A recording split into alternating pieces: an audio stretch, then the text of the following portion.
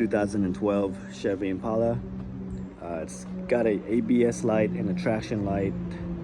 So we're gonna go ahead and try to diagnose it. So I hooked up my scan tool.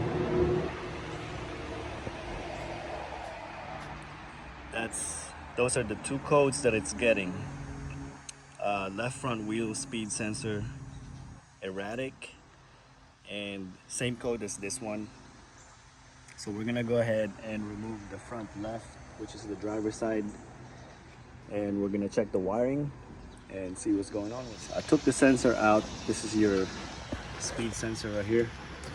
The sensor was wrapped around the lower control arm to here. So first thing that I inspected was the wiring harness and the actual sensor. This one looks pretty okay. There's no cut, no splice in the wire. So I went ahead and disconnected this one. I don't see any wires that are spliced over here yet. I opened it up, everything looks good.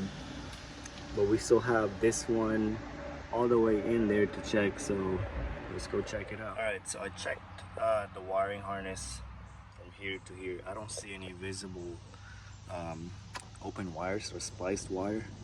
But one way you can tell is, I'm gonna put my phone right here. If you look at the wires, it should be hard and straight, but sometimes you'll have this kink right here. You see that kink? So that something tells me that the copper wire inside is not really getting good contact.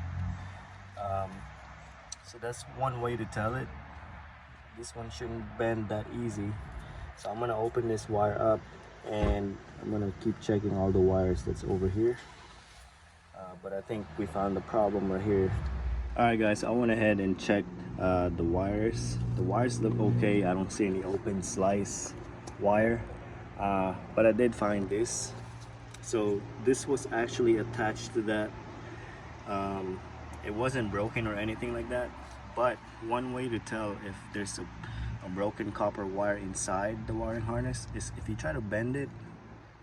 Let's say you bend the wire and it bends too easy, that's an indication of a broken copper wire inside. And in this case, all I did was I opened up the wire, the cover, and my suspicion was right. The copper wire was broken inside, so I'm gonna try to repair this or just go ahead and replace the whole wiring harness.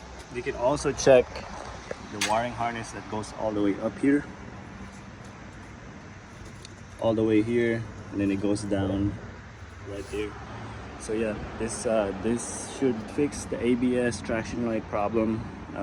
So like I said, when you turn the wheel, it comes on and off. Pretty annoying, but yeah, that is how you find the problem. If you don't have a scanner to check which wheel sensor is giving you the code, obviously you can jack up all the wheels, front and rear, and just go ahead and check all the wires.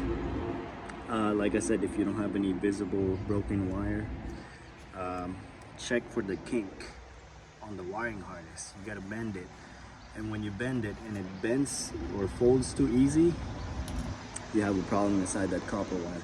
Guys, I hope this video helped you out.